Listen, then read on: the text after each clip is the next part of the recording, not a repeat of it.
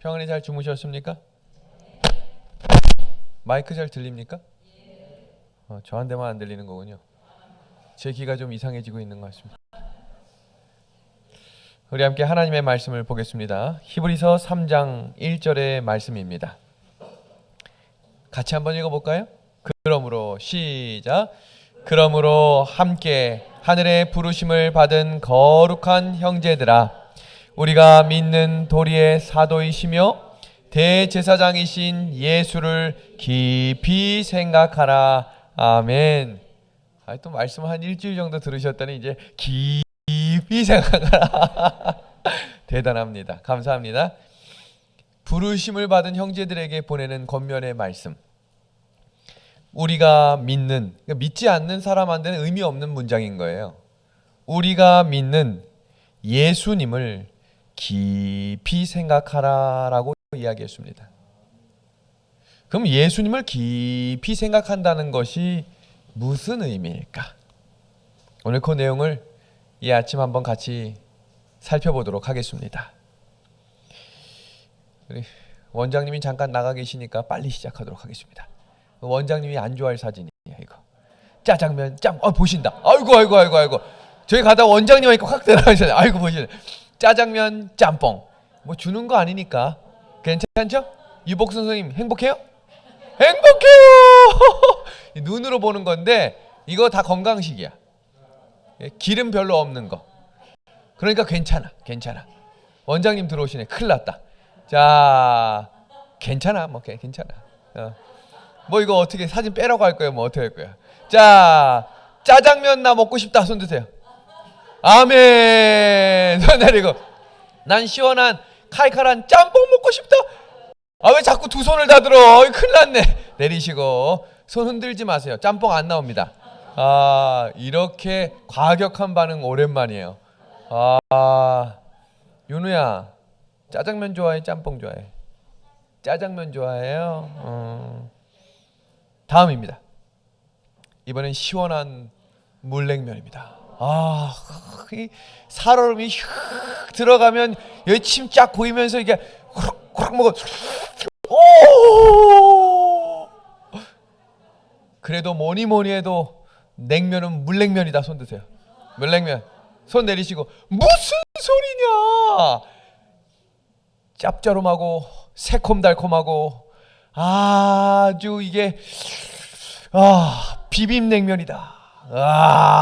손 내리십시오. 이야. 다음은 탕수육입니다. 기대하신 것과 다른 표고버섯 탕수육. 이거 굉장히 아주 심오한, 이거 부부싸움에도 아주 자주 등장하는, 찍어 먹을 것인가 부어 먹을 것인가. 지금 우리에게는 그런 거 필요 없어. 있기만 하면 돼. 지금 뭔 상관, 아무 의미 없어. 딸 둘에 아들 하나면 금메달, 딸만 둘이면 은메달, 딸 하나 아들 하나면 동메달, 아들만 둘이면 목메달, 제가 목메달. 아들 둘 둔 엄마는 모시기를 서로 미루는 바람에 갈 곳 없고, 딸 둘 가진 엄마는 해외여행, 딸 하나 가진 엄마는 딸집 설거지, 아들 하나 둔 엄마는 요양원. 안타깝습니다. 2022년 3대 정신 나간 여자가 있습니다. 아멘 하실 준비 좀 하세요. 3대 정신 나간 여자. 며느리를 딸로 착각하는 여자, 사위를 아들로 착각하는 여자, 며느리의 남편을 아직도 아들로 착각하는 여자. 자, 그럼 한번 선택하겠습니다.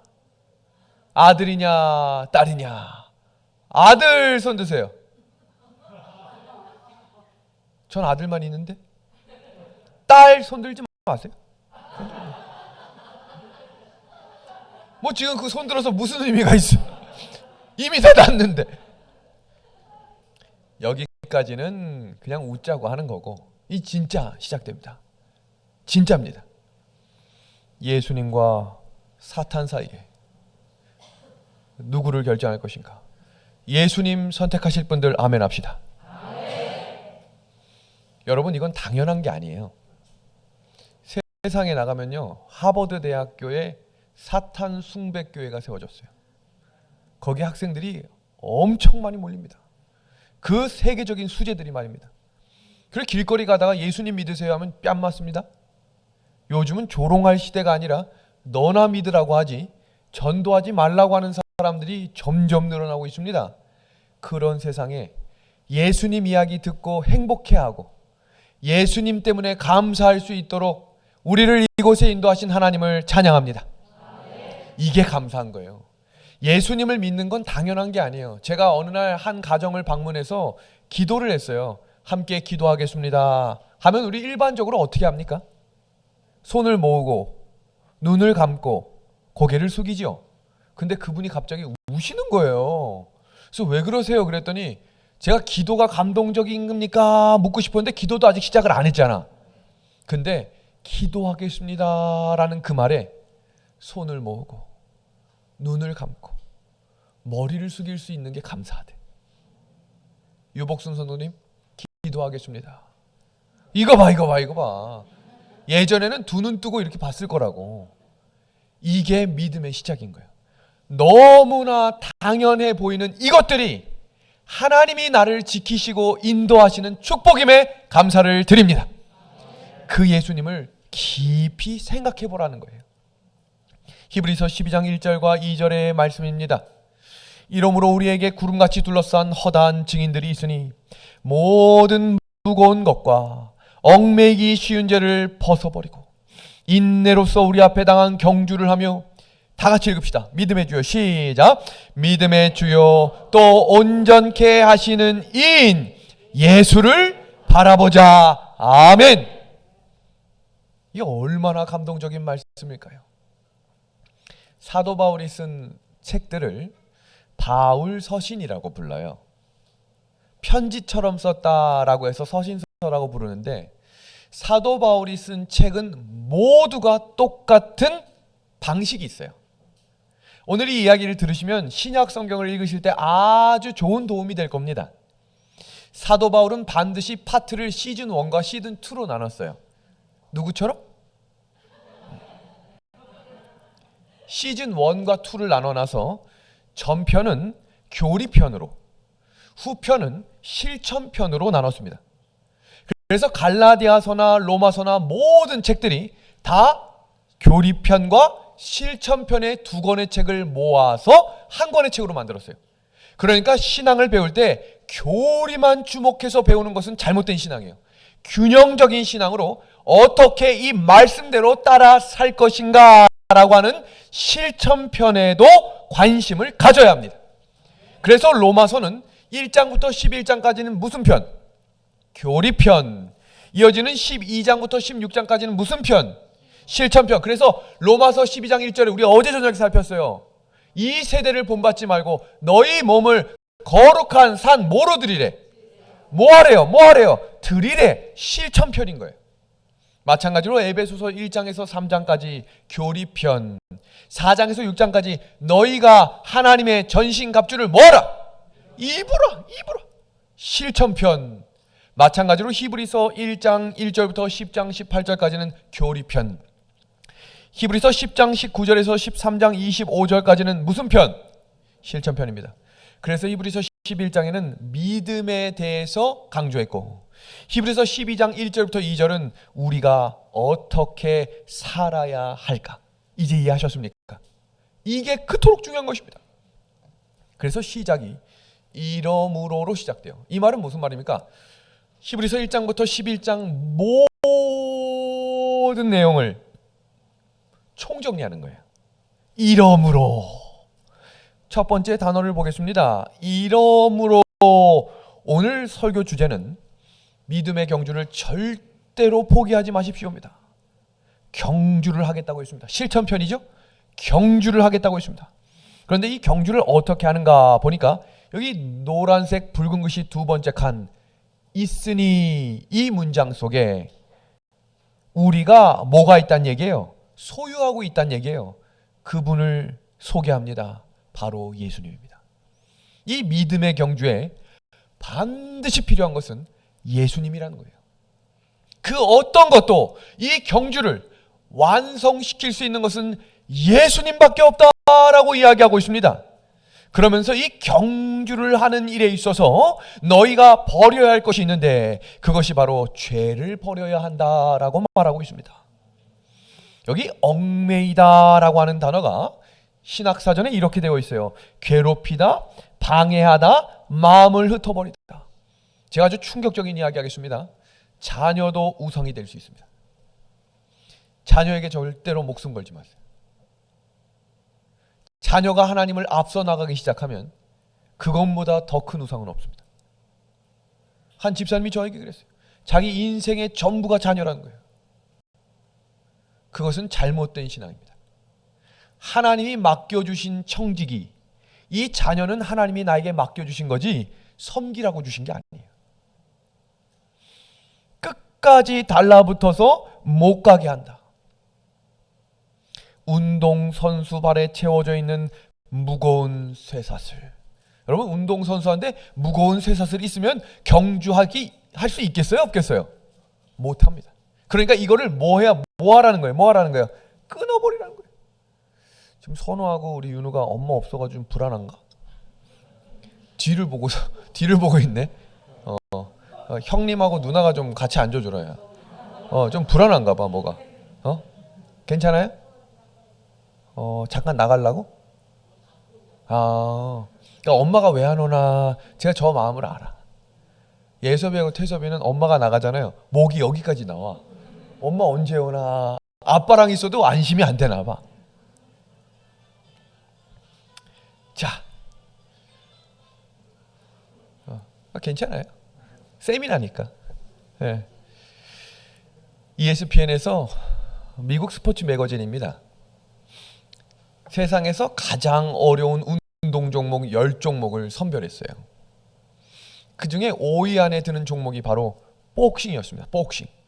여러분, 복싱은 10초 안에 이 주먹을 약 25회에서 30회를 뻗는 거래요. 한번 해보실래요? 10초 흔들면 팔이 떨어질 것 같을 거야. 또 다 같이 하시네. 뭐 쌤이라니까 한번 해볼까요? 이게 왜냐하면 이렇게 하는 게 아니라 이렇게 뻗는 거예요. 그러니까 이게 말은 쉬운데 10초 안에 30번 하게 해보세요. 그러면 여기 어깨가 아픈 거예요. 그러다 뒤통수 때립니다, 집사님. 뒤통수 막 때려. 싸움판이 되는 거예요. 근데 그거를 6번 반복한다고 생각해봐. 한 번이 아니라. 힘들겠죠? 선우야, 엄마 왔네. 다행이다, 그지? 다행이에요. 선우 엄마, 선우가 기다렸어요. 엄마 왜 안 오나 뒤로 이렇게 돌아서서 앉아 있었어요. 이렇게. 다시 시작합니다. 복싱. 근데 여러분, 복싱 하면 이미지가 복장이 어떻습니까? 일단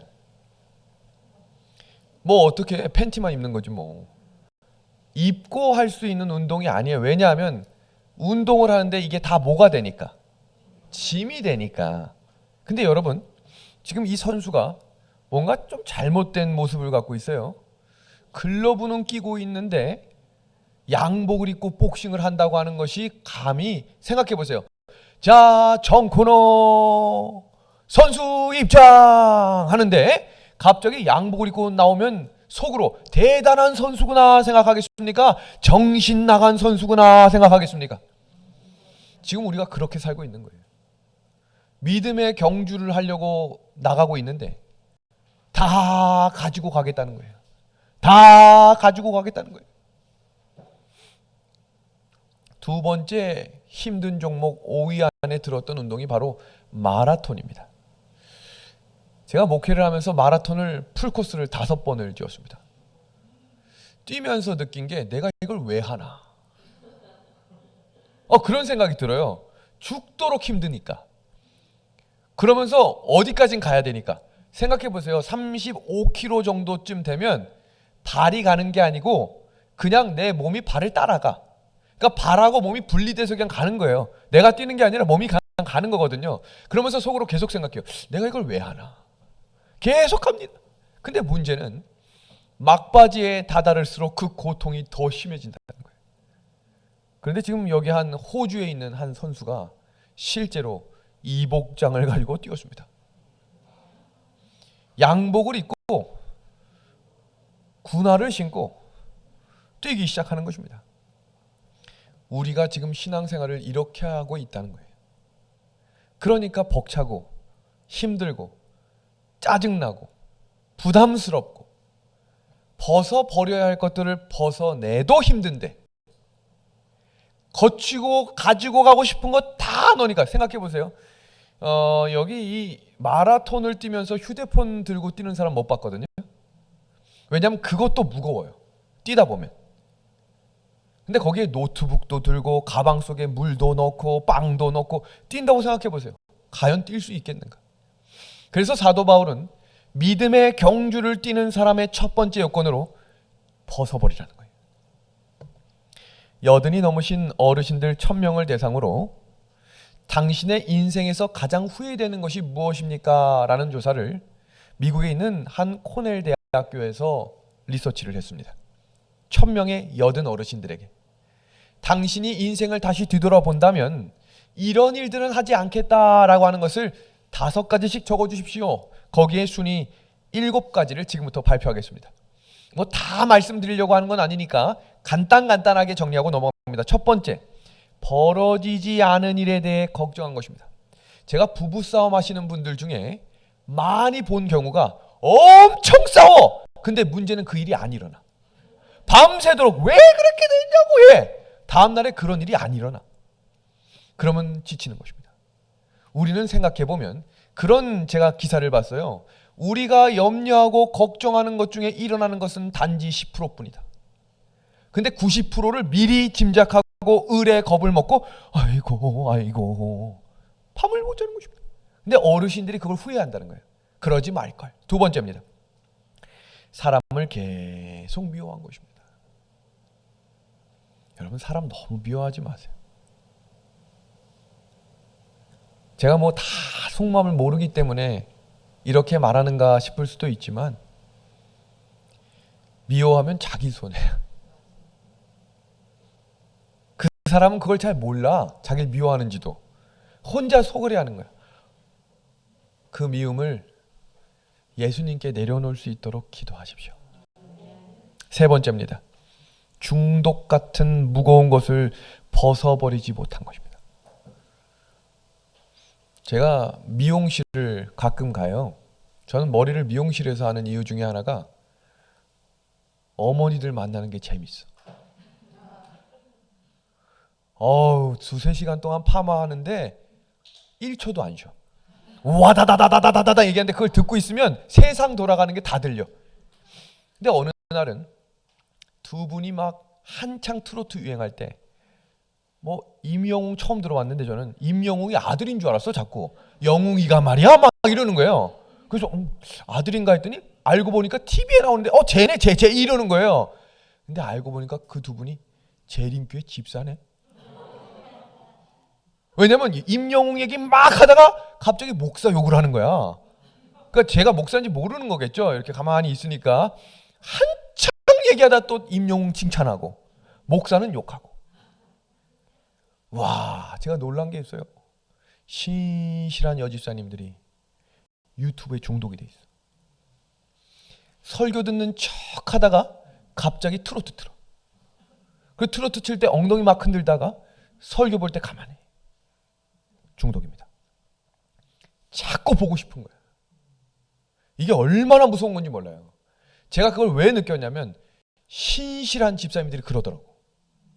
하물며 아닌 분들은 아예 대놓고 하겠지. 중독은 술, 담배만 중독이 아니야. 사람 미워하는 것도 중독입니다.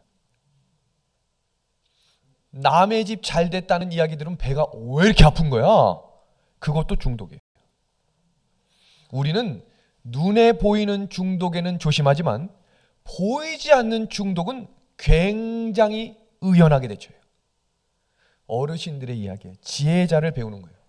중독으로부터 벗어나지 못한 것. 네 번째, 관용을 베풀지 못하고 마음껏 사랑하지 못하고 끝까지 노력하지 못하고 항상 감사하지 못하고. 사실 요게 1시간짜리니까 그냥 넘어갈게요. 지금 제가 강조하려고 하는 건 3번이에요. 중독 같은 무거운 것을 끊어내지 못하면 안 돼요. 여러분, 술은 절대로 사람의 의지로 끊을 수 없어요.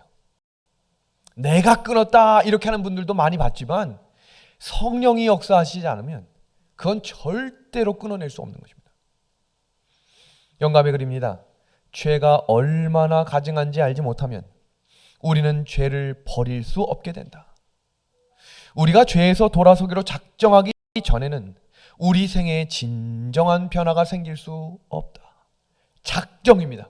하나님께서 이 결심을 붙들어 주시기를 기도하며 나아갑시다. 여러분, 2022년 한 해를 4S 시대라고 부르고 있습니다. 그 첫 번째 S는 스마트입니다. 여러분, 이건 설명할 수 없는 이제 너무나 당연한 AI 시대가 열린 겁니다. 여러분, 2024년부터 부산과 세종시에서 자율 차량 운행을 시범식으로 운행하기 시작할 겁니다. 그건 무슨 말이냐면 버튼 하나만 누르면 운전대를 잡지 않고 원하는 목적지에 도착하는 시대가 열릴 거예요. 제가 어느 집에 갔는데 뭐가 강아지처럼 왔다 갔다 해. 로봇 청소기야. 시대가 너무 급변하고 있는 것만 주목해 주십시오. 어떤 분들은 따라가기가 어려워. 너무 빨리빨리 바뀌니까. 다음 S는 스크린입니다. 제가 또 놀란 것은 우리 믿음의 가족들이 영화를 그렇게 많이 본다는 거예요. 이게 왜 그토록 위험한 건가? 영화라고 하는 것은 그 시간엔 예수님을 생각할 수 없어요. 그래서 위험한 거예요. 드라마도 똑같아. 그 시간엔 거기에 빠지게 되니까 예수님을 생각할 수 없어. 그러면 믿음의 경주가 끊어지는 거예요. 왜 이렇게 아멘들을 안 하지?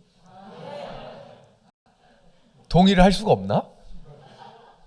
제가 어떤 분을 봤냐면 제가 전화를 했더니 목사님 전화 좀 끊어요 그래요. 왜 그런가 봤더니 드라마 시간이야. 그거 끝나고 통화하재.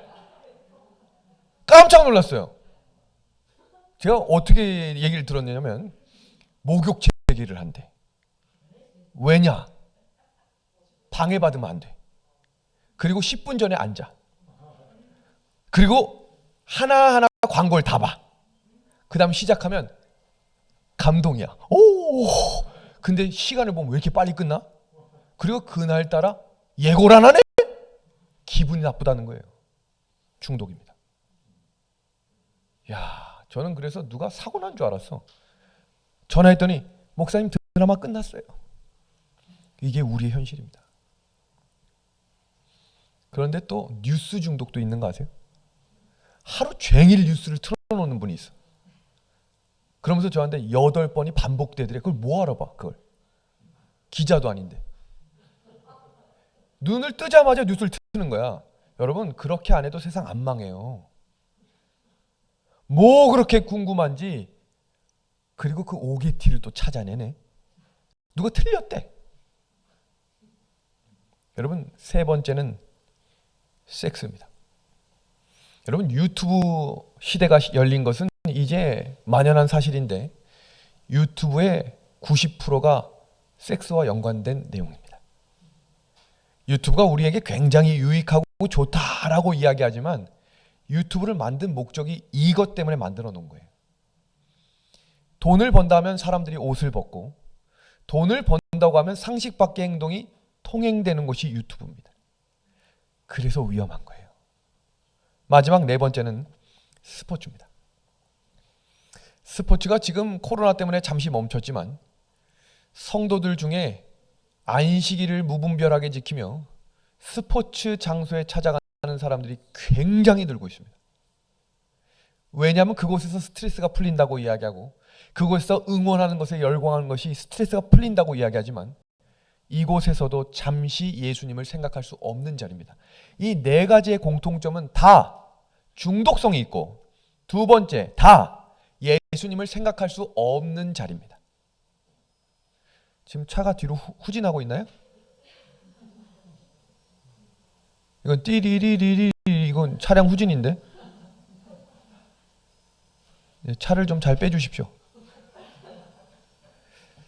이것 외에도 중독이 education, intoxication이라고 불리우는데 커피나 유튜브나 술, 담배 외에도 보이지 않는 사람들을 미워하는 것, 마음으로부터 죄를 짓는 여러 가지 일들이 우리에게 이미 중독이 되어 있다는 것은 매우 위험한 일입니다. 영감의 글을 다 같이 한번 읽어주시겠습니까? 죄를 시작. 죄를 벗어버리는 힘은 오직 하나님께서 우리에게 가져다 주시는 그리스도에게서 온다. 하나님을 부르라라고 하는 한 책이 있습니다. 여기 한 집사님이 등장하시는데요. 신실한 남편과 신실한 아내와 결혼을 했습니다. 아내들과 남편들은 모두가 다 자기 아내가 최고라고 생각하고 살지요. 또 아멘 안 하시네. 아멘 할 수 없는 겁니까? 그래도 아멘 안 하네. 그냥 웃고 넘어가네. 알겠어요. 예. 이 아내가 어느 날 문득 그냥 남편하고 장난처럼 대화할 수 있잖아요. 남편, 나하고 결혼한 거 행복해? 이 질문의 의도가 뭐겠어요? 질문의 의도. 응, 행복해. 이 말 듣고 싶어서 한 거 아니겠어요? 근데 남편이 대답을 안 하네? 장난인 줄 알고, 남편, 나랑 결혼한 거 행복해? 대답을 안 하는 거예요. 분위기가 약간 점점 험악해집니다. 장난처럼 시작했다가 진심이 되는 경우가 있잖아요. 남편이 갑자기 한숨을 쉬네. 아내가 약간 심각해집니다. 그러더니 이렇게 얘기하는 거예요. 나는 당신하고 결혼해서 오토바이 타고 가다 전봇대에서 부딪히고 싶은 적도 있었어. 이렇게 얘기하는 거예요. 충격입니까? 그날 저녁에 이 아내가 잠이 안 오는 거예요. 장난으로 시작했다가 이 진심이 이 마음에 상처가 된 것입니다. 그 다음 날 아이들에게도 이런 질문을 한 거야. 아이들아, 내가 네 엄마인 게 어떠니? 질문의 의도가 뭘까, 선우야? 좋아요. 이 말이잖아. 대답을 안 하더래. 그때 알게 된 거예요. 어느 순간부터 남편과 아이들이 자기를 슬슬 피하고 있다는 것을 감지하게 된 거예요. 자기만 모를 때가 있어요. 뭔가 일이 있는데 본인만 모를 때가 있다고. 그러던 어느 날 충격적인 한 사건이 시작됩니다. 저기 밑에 있는 새로 이사 온 집에 시어머니가 다녀오면서 한 이야기가 있었습니다. 저 밑에 있는 아줌마가 너랑 좀 닮았더라? 이런 얘기를 하더래.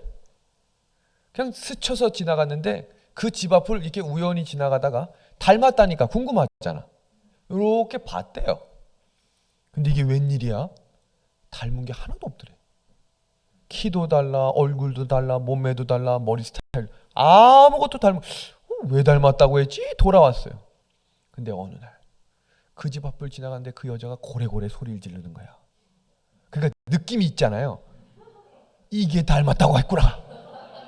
요거구나. 그러면서 마음에 결심을 했대요. 변해야겠다.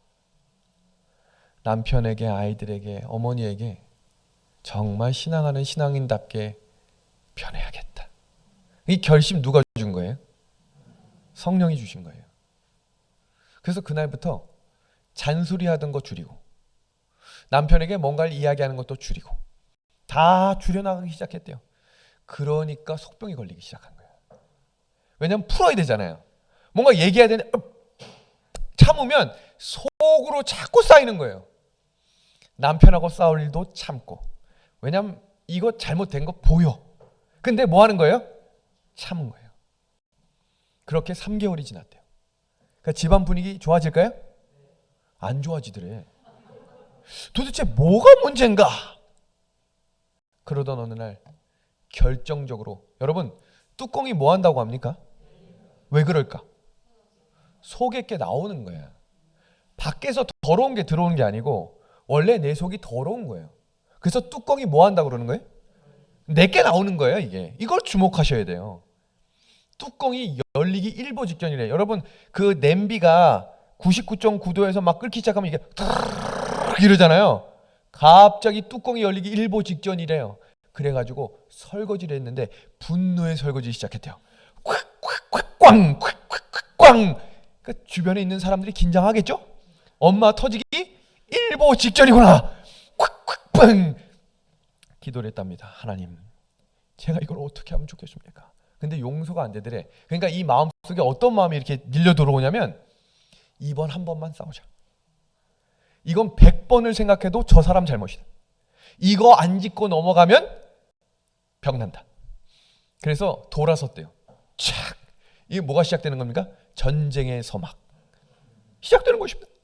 근데 갑자기 자기 발걸음이 샤워실로 가더래요. 그리고 물을 틀어놓고 소리를 질렀답니다. 으아! 지금 뭐가 일어나고 있는 거예요? 마음의 선악의 대쟁투가 일어나는 거예요. 그리고 샤워기를 틀어놓고 그렇게 울었답니다. 펑펑. 그리고 하나님께 기도했대요. 하나님, 저를 좀 도와주십시오. 그런데 하나님이 그런 말씀이 생각나게 하시더래요. 죄와 싸울 때 피 흘리기까지 싸우라. 그리고 이분의 삶이 조금씩 조금씩 변화되기 시작합니다. 우리의 삶 속에는 짐이라는 게 있어요. 때로는 자녀도 짐이 될 때가 있고요. 내 남편도, 내 부모도, 내 교회도 짐처럼 느껴질 때가 있어요. 한 시를 좀 읽겠습니다. 내 등에 짐이 없었다면 나는 아직도 미숙하게 살고 있을 것입니다. 내 등의 짐의 무게가 나의 삶의 무게가 되어 그것을 감당하게 하였습니다. 이제 보니 내 등의 짐은 나를 성숙시킨 귀한 선물이었습니다. 가족의 짐, 직장의 짐, 이웃과의 짐, 가난의 짐, 몸이 아픈 짐, 슬픈 이별의 짐들이 내 삶을 감당하는 힘이 되어 오늘도 최선의 삶을 살도록 채찍질을 합니다. 여러분, 때때로 할 때 교회 일이 짐처럼 느껴지면 가끔 교회를 쉬고 싶을 때도 있습니다. 충분히 이해합니다. 왜냐하면 사명이 언제나 한결같을 수는 없어요. 저한테 한 장로님이 전화를 하셔서 뭐라고 이야기하냐면, 그분은 한 회사의 회장님이세요. 목사님, 제가 인생 살면서 이렇게 수석 장로처럼 힘든 건 처음입니다. 회사 일보다 몇 배가 힘들 때. 그래서 제가 기도해 드렸어요. 감당하십시오. 사명에 대한 열정이 식을 때 십자가에서 보이신 놀라운 예수님의 사랑을 바라보라. 하나님께서 내 삶을 인도하신 은혜를 기억하는 순간 다시 전진하기에 넉넉할 것이다. 여러분, 경주를 할 때 어떤 마음으로 하라고 되어 있냐면 인내로서 경주하라 그랬어요. 첫 번째는 죄의 무거운 것을, 얽매기 쉬운 것을 뭐하라? 벗어버리라고 했죠. 그걸로 끝나는 게 아니라 이 경주는 끝날 때까지 끝난 게 아니야. 이런 얘기 들어보셨죠? 침례를 받는다고 신앙은 끝난 게 아니라 시작이에요. 계속 가야 돼. 계속. 근데 어떤 마음으로 가라고 했냐면 인내로서 가래. 여러분, 2004년 8월 30일 아테네 올림픽 마라톤 경기 도중 사고가 일어났습니다. 브라질 반데르레이 리마 선수가 37km 지점까지 1등으로 달리고 있었습니다. 이제 단 5km가 남았습니다. 여러분, 마라톤 전 세계 올림픽에서 1등 한다는 건 얼마나 훈련을 많이 했을까요? 남들보다 더 많이 뛰지 않으면 이 일을 감당할 수 없을 것입니다. 그런데 문제가 생긴 거예요. 마지막 5km를 남겨두고 갑자기 어떤 사람이 딱 나타나더니 그 사람을 잡고 놓질 않네.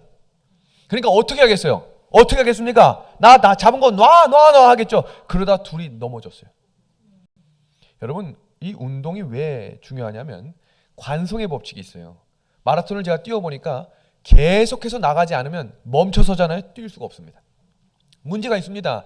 이 선수 넘어졌다고 다른 선수들이 가만히 서 있나요? 뒤에서부터 뛰어오던 모든 선수들이 이 사람을 다 앞질러 갔습니다. 무려 30-40명이 말입니다. 그동안까지 이 사람이 안 놓은 거예요.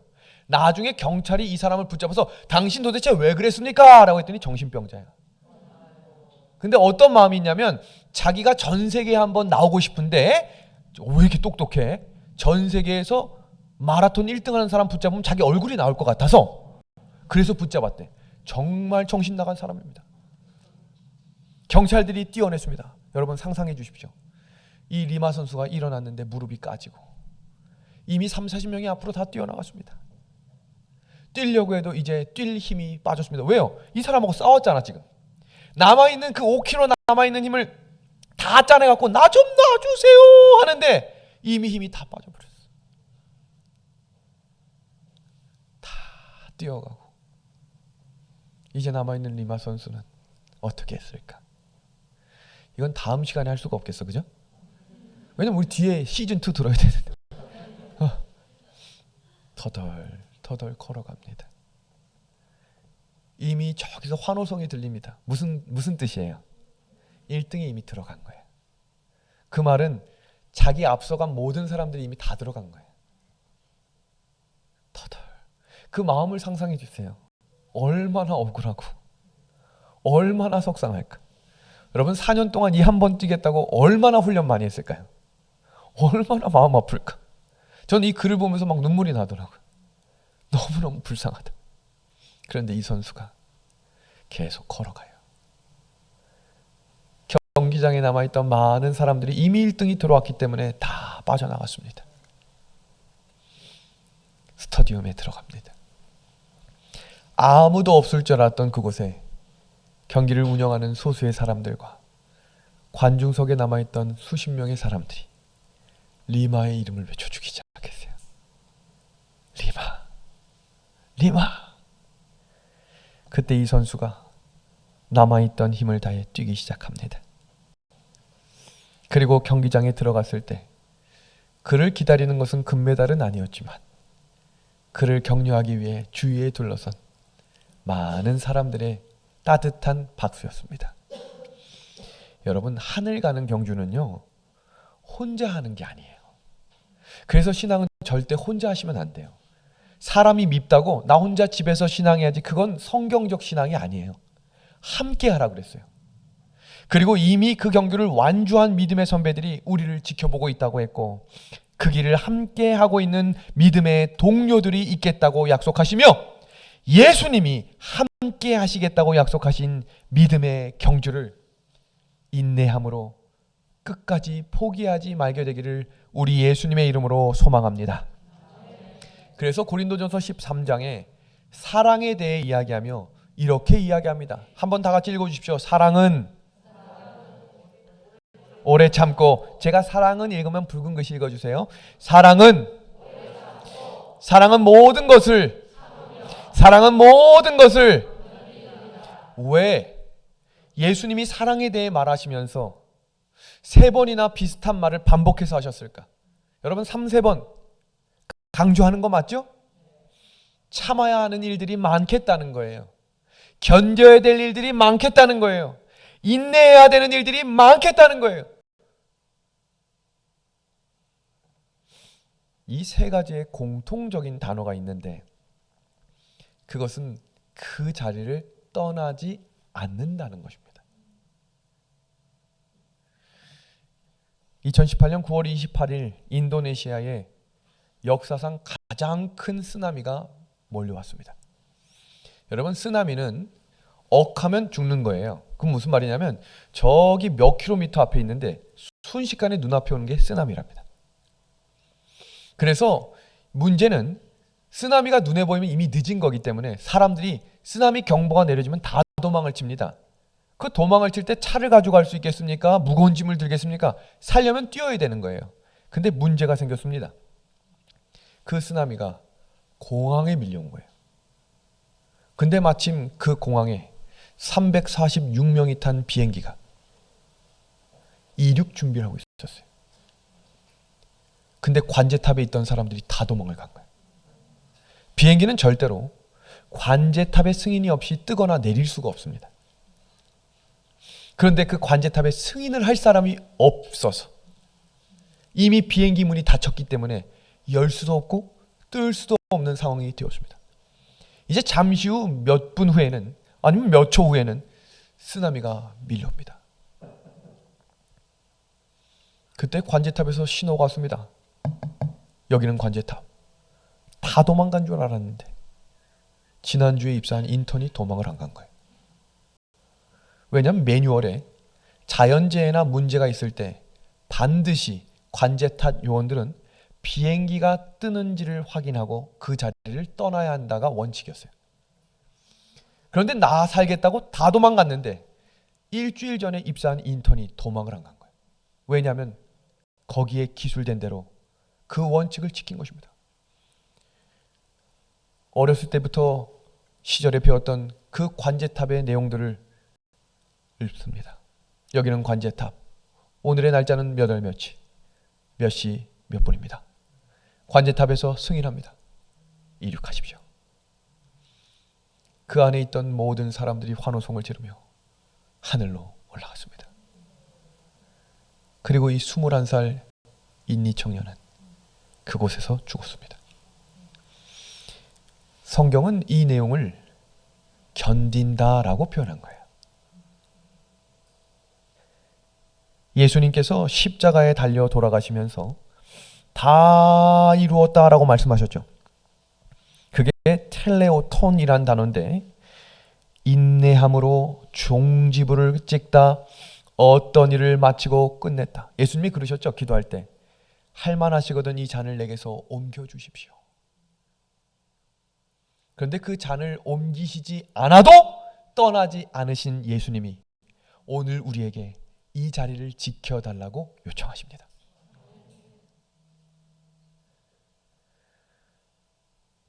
믿음의 주요 또 온전케 하시는 이인 예수를 모아라 라고 말했습니까? 모아라. 바라보자 그랬죠. 여기서 주라는 단어가 무슨 말이냐면 시작이란 말이고요. 온전케 하시는 이라고 하는 단어는 끝이에요. 여러분 제가 재밌는 한 사실을 알려드릴게요. 여태까지 코로나가 있는데 갑자기 이름이 코로나19에서 델타가 나오고 오미크론이 나왔죠. 그게 헬라어 알파벳 순서인 거 아세요? 그러니까 마지막 단어가 오메가거든요. 그래서 알파와 오메가까지 나오면 이 지구가 끝난다라고 해서 과학자들이 그 알파벳 숫자를 그대로 이름 붙인 게 오미크론이에요.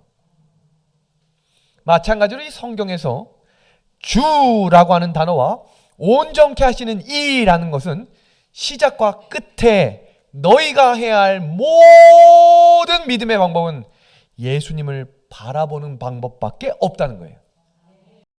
그리고 여기에 바라보자라고 하는 단어의 의미가 뭐냐면 주의 깊게 생각해 보라는 겁니다. 여러분 예배를 견디는 7가지 유형이 있어요. 내가 어떤 유형인지 봐주세요. 첫 번째, 멀거니 강단을 응시하는 딴 생각파. 눈은 보는데 딴 생각을 해. 점심에 뭐 먹지? 그리고 신기한 건 아멘은 그렇게 잘해. 아멘. 두 번째입니다. 주보에 밑줄을 그으며 교정까지 보는 읽기파. 와, 제가 인턴 때 제일 무서웠던 분들이 몇 분 있어요. 그렇게 밑줄 한 단어 틀린 것들을 가져와서 전사님 틀렸네. 그게 구원받는 거하고 상관이 있습니까? 밑줄 그으며 그 틀린 게 뭔지 찾고 있어요. 예배 시간에.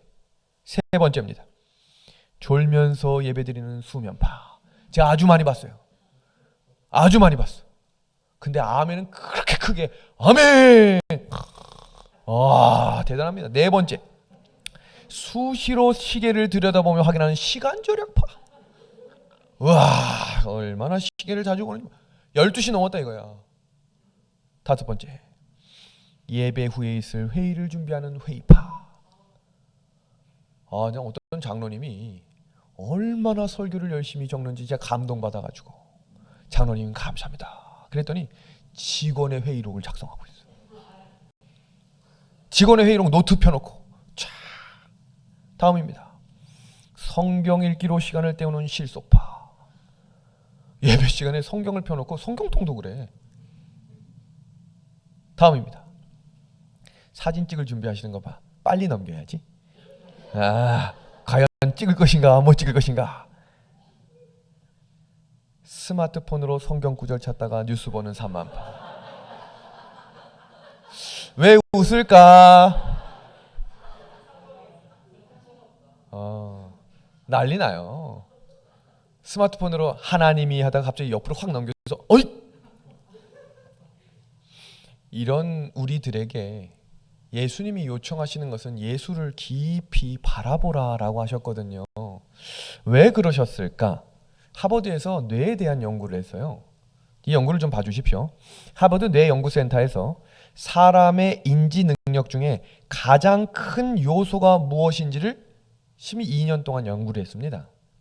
근데 3년 전에 어떤 발표를 했냐면 다음과 같은 발표를 했습니다. 시각적 자극이 우리의 사고와 행동에 미치는 영향은 우리가 생각하는 것보다 크다. 이게 무슨 말이냐면 인지 능력 중에 눈으로 보이는 시각 영역 피질이 이 전두엽이라고 하는 이 귀 옆쪽에 있는 뇌 쪽에서 무엇을 보느냐에 따라 이 모든 신경계에 전달하는 영향력이 완전히 바뀐다는 것을 알게 됐어요. 그러면서 발표한 한 가지가 뭐냐면 사람이 머리가 둔해질 때 녹색을 보면 사람의 호르몬이 완전히 바뀐다는 결과가 나왔습니다. 그래서 우리가 핸드폰이나 노트북을 샀을 때 첫 화면이 대부분 초록색인 이유가 그런 의미에서 나오게 된 겁니다. 그런데 잘 보시면 온 봄을 알리는 모든 자연색이 다 무슨 색이에요? 하나님이 우리를 위해 창조하신 겁니다. 그러니까 이게 성경적인 내용이 과학적으로 증명되는 일들이 너무 많이 일어난 거예요. 지금 겨울이기 때문에 초록색을 못 보는 것 같아서 제가 지금부터 초록색을 보여드리겠습니다. 감사하십니까? 그런 감동적인 마음으로 우와 하면서 보겠습니다. 이 초록색 얼마나 감동적입니까? 여러분 여기 한번 같이 거니시고 싶습니까? 우와 아침에 눈을 떴을 때 해가 이렇게 쫙 뜨는 이야 이런 신선함. 여러분 이 맛있는 차 녹차밭입니다. 이야 여기 이런 강에 한번 같이 걷고 싶으십니까? 저기 유럽의 이런 곳에서 팍 트인 곳에서 야호 한번 하고 싶지 않으십니까? 이런 반응 너무 좋아. 영감의 글을 다 같이 한번 읽어주시겠습니까? 예수님을 시작. 예수님을 바라봄으로 변화하는 것이 인간의 마음의 법칙이다. 정확하죠? 바라봄으로 변화되는 것이 사람의 마음의 법칙입니다. 그렇다면 예수님을 바라본다는 건 뭘까요? 십자가를 집에다 걸어놓고 이렇게 보고 있으면 예수님을 바라보는 겁니까? 막 생각하면 돼요. 예수님 생각. 근데 딴 생각이 자꾸 들어와. 이거 어떡하지? 제가 어떤 분도 봤냐면 기도하는데 자꾸 속에서 가요가 들린대. 기도를 하면서 속으로 가요를 부른대. 그 이유가 뭔지 아세요? 가요가 마음에 새겨져 있는 거예요. 그 새겨진 마음을 지우고 예수님이 새겨질 수 있도록 깊이 생각해야 되는 거예요. 미움이 가득하면 기도하다가 그 사람이 미워진다니까. 그게 무슨 말이냐면 마음은 하나이기 때문에 두 마음이 있을 수가 없어요. 그러니까 마음을 잘 정리를 해야 예수님을 바라볼 수 있거든요. 근데 성경은 예수님을 바라보는 방법을 이렇게 소개하고 있습니다. 태초에 말씀이 계시니라. 이 말씀이 하나님과 함께 계셨으니 이 말씀은 곧 뭐라고 되어 있습니까? 하나님이다. 말씀이 육신이 되어 이 땅에 오신 분의 이름이 있는데 독생자 예수십니다. 그러니까 예수님을 바라보라 라는 말은 태초에 말씀을 바라보라 라는 것과 같으니 뭘 보라는 얘기예요? 성경을 보라 이 말이에요. 그러니까 사탄 마귀가 예수님을 바라보면 성경을 바라보면 사람이 변화된다는 거 알까요? 모를까요? 그러니까 뭘 못 보게 만들까? 그거예요. 사탄은 그가 성경 연구를 게을리하고 기도를 등한히 하도록 유혹할 수 있는 자는 모두 자기의 공격으로 정복할 수 있다는 것을 잘 안다. 그러므로 그는 사람의 마음을 빼앗기 위하여 온갖 술책을 다 쓴다. 예전 중세시대에는 사단이 성경을 못 보게 만들었어요. 성경을 보면 잡아 죽였거든요. 그래서 실제로 성경을 보는 사람들이 잡아 죽이면 이길 줄 알았는데 이겼을까 졌을까? 오히려 더 강력하게 일어나 성경 말씀을 암송하는 사람들이 일어났습니다. 그러자 근세 시대의 인쇄술이 발달하면서 사람 손과 손에 성경이 들려지기 시작했어요. 그때 사단이 만든 게 뭐냐면 진화론이에요. 성경을 뭐하지 못하게, 믿지 못하게 만든 거예요. 이건 다 일반적으로 우연히 일어난 게 아니라 성경과 영감의 글에 정확하게 기록되어 있어요. 세 번째입니다. 그럼 현대시대의 사단은 어떻게 만들까? 여러분, 서울에 가서 전철을 타보시면 100% 스마트폰으로 영상을 봅니다. 성경을 읽을 마음이 없도록 만든 거예요. 그러니까 이 말씀을 주목해서 보십시오. 다 같이 읽겠습니다. 모든, 시작. 모든 지킬 만한 것 중에 더욱 뭘 지키라. 그래서 이 말씀이 나온 거예요. 말씀은 하나도 그냥 나온 게 없어요. 성경 속에 사탄의 공격 대상이 마음이라는 것, 그게 어딘지를 알기 때문에 하나님은 무릇 지킬 만한 것 중에 뭘 지키라, 내 마음을 지키라고 했습니다. 대한민국 보물 1호 뭘까요? 헷갈려. 이게 그거 같고 이게 저거 같고. 동대문, 남대문? 확실합니까?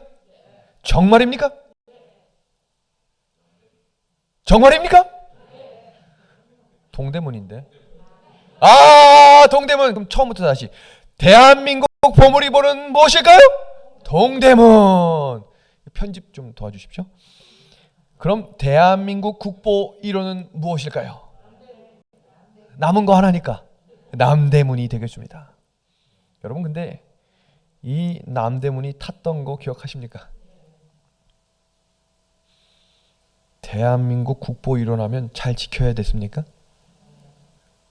잘 지키지 않으면 너무나 아무것도 아닌 일에 넘어지는 거예요. 그러니까 뭐 하라고 했냐면 내 마음을 지키라라고 했어요. 여러분, 대한민국과 북한의 경계 지점의 경계를 바로 설까요? 그냥 대충 설까요? 왜요? 거긴 중요한 자리니까. 그런데 성경은 내 마음이 중요하기 때문에 그걸 뭐 하라고 한 거예요? 지키라고 한 거예요.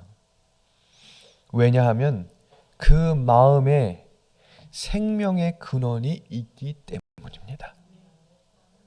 여러분, 마음을 지키는 방법이에요. 유행과 분주함으로부터 마음을 지키십시오. 스마트폰으로부터 지키십시오. 노래, 특히 세상의 유행가, 제가 분명히 얘기합니다. 트로트 부르지 마십시오. 트로트 부르면서 하나님 생각할 수 있는 사람 없어요. 네 번째입니다. 일반 서적을 주의하십시오. 오류와 세상적인 이야기로 가득 찬 책들을 보는 것은 마음을 지키는 일이 아닙니다. 다섯 번째는 사람을 미워하는 것을 지킬 수 있도록 기도하십시오. 다음은 음식입니다. 제가 우리 성도님들하고 뷔페집을 가면 인기가 없어. 다 딴 데 앉아. 왜 딴 데 앉나 봤더니 야채를 이만큼 쌓아가. 근데 그 밑에 다른 게 엄청 많아. 깜짝 놀랐어. 막 세자로 시작하고 대자로 시작하는 게 막 있어 여기. 그러니까 가능하면 목사님 멀리서 먹는 거야. 내가 가잖아? 다 먹었대. 가. 음식에 대한 이 문화는 하나님이 하루 3번 하나님이 주신 약속의 방법대로 언약의 사람임을 가르쳐 주시는 원리입니다. 우리가 기도는 안 해도 언젠 기도해. 밥 먹기 전엔 기도하잖아. 그런데 왜 하나님이 원하지 않는 음식을 드시려고 합니까? 그러면서 은혜로 산대.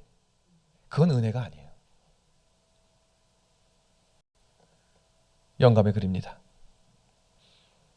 영적인 왕국에 들어가고자 결심한 사람은 날마다 헌신을 새롭게 하고 날마다 악과 싸워야 한다. 옛 습관들, 악으로 기울어지는 유전적 기질은 언제나 지배권을 치려고 분투할 것이다. 이것들에 대하여 그리스도인은 언제나 경계하여야 하며 그리스도의 능력으로 승리하고자 분투, 노력해야 한다. 시즌2 두 번째 시간이 시작되었습니다. 기대가 됩니다. 1차 건축 헌금일이 되었습니다. 제가 한 분 한 분에게 다 연락을 드렸어요. 무리하라고. 원래 목사가 전화하면 그러잖아요. 무리하지 말라고. 저는 무리하라고 전화했어요. 제가 그랬어요. 이번 한 번에 우리가 준비된 이 일을 할 만큼 나오지 않으면 전 하지 않겠습니다. 그랬어요. 첫째 건축 헌금일. 제가 기도했거든요. 하나님, 저희만으로 가지고는 어려울 것 같은데, 제가 예전에 목사님들 설교를 들어보니까 그날 방문한 분들이 헌금을 많이 하고 갔다 이런 얘기를 많이 들었어요. 손님들을 보내주옵소서 기도했어요. 손님 왔게요? 안 왔게요? 안 왔어. 그리고 헌금을 시작했습니다. 얼마 나왔게요? 6번 해서 2천만 원 나왔는데 얼마 나왔게요? 1억 800이 나왔습니다. 제가 그걸 보면서 감동을 받았어요. 할 수 있겠다. 그리고 아주 생각지 않은 한 봉투가 저에게 전달이 됐는데, 목사님, 교인이 아닌 사람이 헌금을 하고 갔습니다. 교인이 아닌 사람이 온 사람이 없거든요. 그래서 제가 또 그 헌금에 쓰여진 봉투의 글을 읽어보았습니다. 하나님이 원하시는 곳에, 하나님께서 원하시는 방법대로 교회가 세워지길 예수님의 이름으로 간절히 기도드립니다. 아멘이죠? 여기에 수백만 원이 들어있었어요. 하나님 감사합니다. 그리고 다 같이 모아놓고 건축위원회와 함께 발족을 했습니다. 시작입니다. 이때가 2019년 10월이었습니다. 이제 1년 남은 시간이 되죠. 여기저기 알아보다가 저희가 어떤 기쁜 소식을 들었냐면 춘천 삼육초등학교 부지 내에 합해 부지가 있다. 그리고 그 합해 부지가 3,000평이기 때문에 그 부지 중에 400~500평을 아주 공시지가 가격으로 사면 되겠다라는 이야기를 들었습니다. 아멘? 감사하죠. 공시지가면 100만 원짜리를 10만 원에 살 수 있는 아주 중요한 기회가 온 것입니다. 그러니까 여기 있는 목사가 최선을 다했게요? 안 했게요? 있는 힘을 다해 달려들었습니다. 그리고 어떤 계획을 세웠냐면 혼자 하지 말고 요즘 영어학원에서 하고 있는 프로젝트 중에 킨더레스트. 여기 춘천 삼육초등학교에 유치원이 없고 춘천 삼육초등학교에 입학하는 모든 학생들은 그 지역의 유지들 자녀입니다. 그러니까 돈이 있는 사람들이에요. 근데 거기에 영어 유치원이 들어가면 좋습니까? 여기서 배우고 학교 바로 들어가면 춘천 삼육초등학교도 신입생 모집하는데 어려움이 없고 일석삼조. 아멘? 누구 생각? 내 생각. 이게 중요한 거예요. 계획대로 됐을까요? 안 됐을까요? 그게 문제인 거예요. 최선을 다해서 5개월을 투자했어요. 우리 성도님들이 기뻐했을까요? 왜냐면 킨더레스트 들어오면 영어학원도 같이 투자하고 합해서도 도와주고 우린 부족하지만 요렇게 합치면 된다. 누구 생각? 목사님 생각. 목사님 어떻게 이렇게 생각을 잘하니? 대단하대. 일들이 진행되어 가는 중에 실패했습니다. 코로나 아직 안 터졌죠. 그건 2020년 3월인데 지금 2019년 10월. 전혀 상관없어요. 그거랑. 교인들이 목사님 좋아했을까요? 헌금은 했고 5개월 동안 아무것도 못한 거예요. 그 중간중간은 일이 되는 것 같았지만 아무것도 안 된 거예요. 제가 서울에 회의를 얼마나 많이 갔는지 몰라요. 대표자들 만나고 사람들 만나고 시청 뛰어다니고 얼마나 많이 했는지 몰라요. 제가 솔직히 얘기합니다. 그때 기도도 정말 열심히 했어요. 최선을 다했습니다. 세상 일만 하지 않았어요. 할 수 있는 모든 걸 다 했어요. 이제 1월이 됐습니다. 아무것도 하지 못한 채. 설교 들을까요? 안 들을까요? 별로래. 예전에는 아멘 아멘 했거든요. 아멘 안 해 이제. 별로래.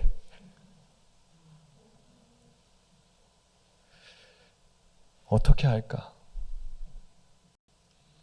아무리 봐도 방법이 없어요. 돈이 1억 얼마밖에 없는데 그걸로 뭘 해요? 헌금은 받았고 건축은 하겠다고 했는데 제가 그래서 두 번째 결심을 했습니다. 사택 팔고, 사택도 전세로 1억에 들어가 있었고 지금 여기도 1억에 70만 원짜리 월세에 들어가 있었던 거예요. 이거 다 팔겠다 그랬어요. 그랬더니 목사님 뭐 하실 거냐요? 땅을 사겠다고 했습니다. 그랬더니 방법이 있네요. 제가 오늘부터 땅을 살 때까지 있는 힘을 다해 최선을 다하겠습니다. 그리고 2주 동안 춘천에 있는 모든 땅을 보러 다녔어요. 교인도 적고 연수가 많지 않았기 때문에 교인들은 다 바빴어요.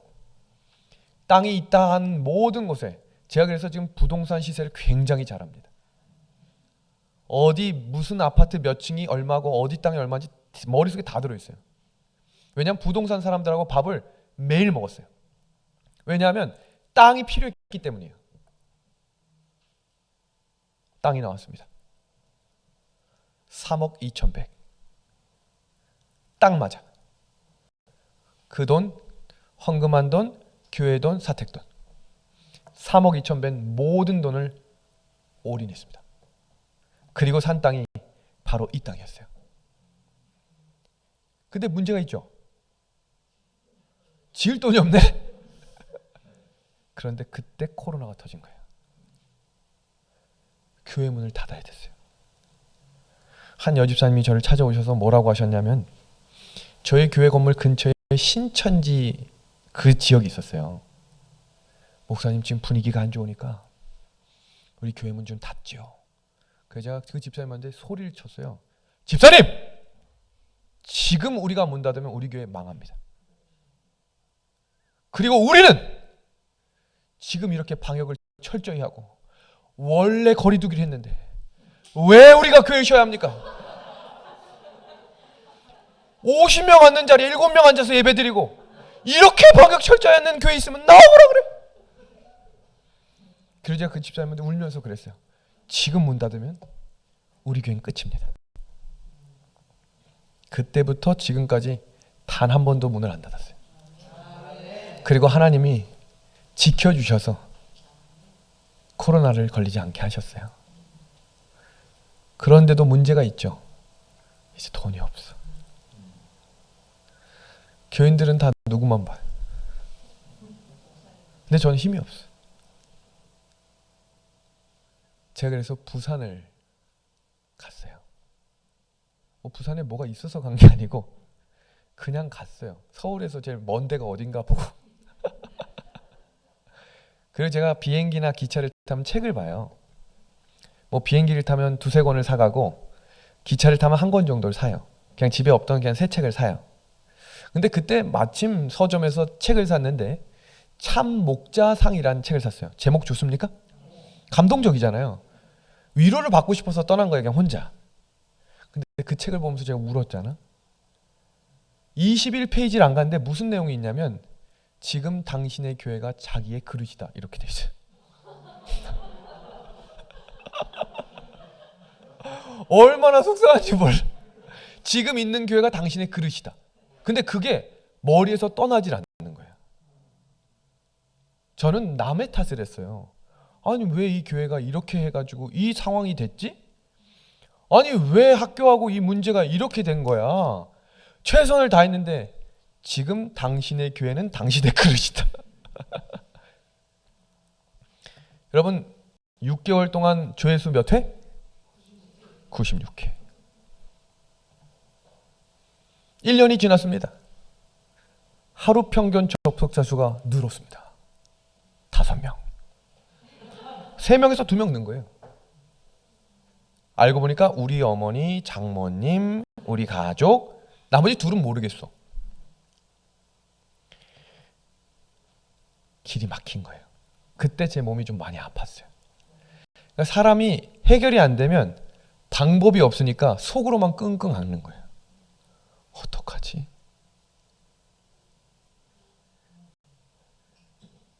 어떻게 됐을까? 코로나가 터지고 2주가 지난 후에 토요일 저녁에 설교를 마치고 일요일 새벽이 되었는데 오늘 아침처럼 카톡이 정말 많이 왔어요. 오늘 아침에 제가 새벽 기도를 잘 못했거든요. 근데 그때 여러분 자고 일어났는데 카톡이 600개가 와 있으면 무슨 문제가 있는 거겠죠. 600개가 와 있는 거예요. 근데 쭉 명단을 보니까 다 모르는 사람이야. 근데 그날 교회 조회수가 2만 회가 된 거예요. 무슨 일이 시작됐을까? 오늘 저녁에 그 이야기가 시작됩니다. 열받으세요? 나는 아프고 설교를 했고, 지금 저기서 2만이 뭐냐고. 돈이 아니고 조회수 클릭이 2만이라고. 6개월 다 해가지고 96회였던 교회인데 토요일 저녁하고 일요일 하루가 아니야 12시간 안에 조회수가 2만이 된 거예요. 무슨 일일까? 오늘 오후에 그 이야기가 시작됩니다. 큰일 났네. 임재숙 집사님 집에 못 가겠다. 근데 문제가 내일까지 이어져 이게. 이야, 이거 큰일 났어. 오늘은 여기서 끝나지 않고요. 제가 정말로 힘이 들 때 한 영상을 봤는데 정말 위로가 됐던 찬양이 있어요. 그 찬양을 같이 듣고 오늘 기도하고 마치겠습니다. 이 영상을 좀 보겠습니다. 제 마음을 한번 상상하면서 들어주십시오.